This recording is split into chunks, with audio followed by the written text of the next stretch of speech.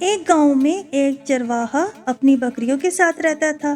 وہ اپنی بکریوں کو اپنی جان سے زیادہ عزیز رکھتا تھا، خاص طور پر ایک بکری بینش۔ ایک دن چرواہا اپنی بکریوں کو چرا رہا تھا کہ اچانک بینش ایک جگہ رک کر عجیب انداز میں منمنانے لگی۔ چرواہا فوراً اس کی طرف لپکا۔ اسے لگا کہ شاید کوئی سانپ یا درندہ بینش کے قریب ہے، لیکن جب وہ وہاں پہنچا تو اس نے ایک نہایت ہی حیران کن منظر دیکھا۔ ایک انسانی بچہ بینش کے پاس لیٹا ہوا تھا اور بینش اسے مسلسل چاٹ رہی تھی جیسی وہ اس کی ماں ہو۔ چرواہے نے فوراً بچے کو اٹھایا اور حیرت اور خوشی کے ملے جلے جذبات کے ساتھ خدا کا شکر ادا کیا، کیونکہ وہ برسوں سے بے اولاد تھا۔ وہ سوچنے لگا کہ شاید خدا نے اس کی نصیب میں یہ بچہ لکھ دیا ہے۔ وہ بچے کو لے کر گھر آ گیا اور اپنی بیوی کے ساتھ اسے پالنے لگا۔ یہ خبر جنگل میں آگ کی طرح گاؤں میں پھیل گئی کہ چرواہے کی بکری نے انسانی بچہ پیدا کیا ہے۔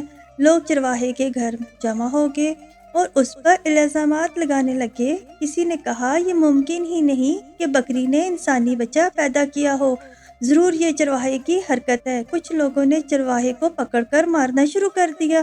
وہ چیختا رہا، گڑگڑاتا رہا کہ وہ بے گناہ ہے، لیکن کسی نے اس کی نہ سنی۔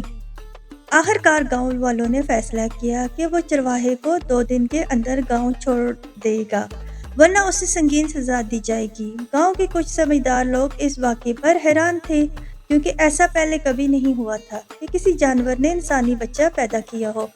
انہوں نے فیصلہ کیا کہ اس معاملے کو کسی عالم اور طبیب کے سامنے لے جانا چاہیے تاکہ حقیقت کھل سکے۔ جب طبیب نے بچے کا معائنہ کیا تو اس نے کہا یہ بچہ مکمل طور پر انسانی ہے، یہ بکری کا ہرگز نہیں ہو سکتا۔ لیکن چونکہ بچے کے حقیقی والدین کا کوئی سراغ نہ ملا، گاؤں کے لوگ اس فیصلے پر قائم رہے کہ یہ چرواہے کی حرکت ہے اور اسے سزا ملنی چاہیے۔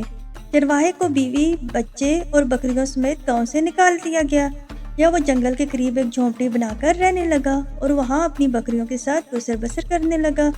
اس کی بکری بینش بچے سے بہت محبت کرتی تھی، جیسے وہ واقعی اس کی ماں ہو۔ چرواہے کے گھر کے ساتھ ایک تاجر کا گھر تھا۔ تاجر کی 2 بیویاں تھیں، ایک نیک سیرت اور دوسری شاطر اور ظالم۔ نیک سیرت بیوی ہاجرہ کو چرواہے کا بچہ بہت پیارا لگتا۔ وہ اسے دیکھ کر جذباتی ہو جاتی اور اکثر اس کو اٹھا کر پیار کرتی۔ چرواہے کی بیوی نے اس سے پوچھا، تم میرے بچے کو دیکھ کر اداس کیوں ہو جاتی ہو؟ لگتا ہے تمہارے دل میں کوئی درد چھپا ہے۔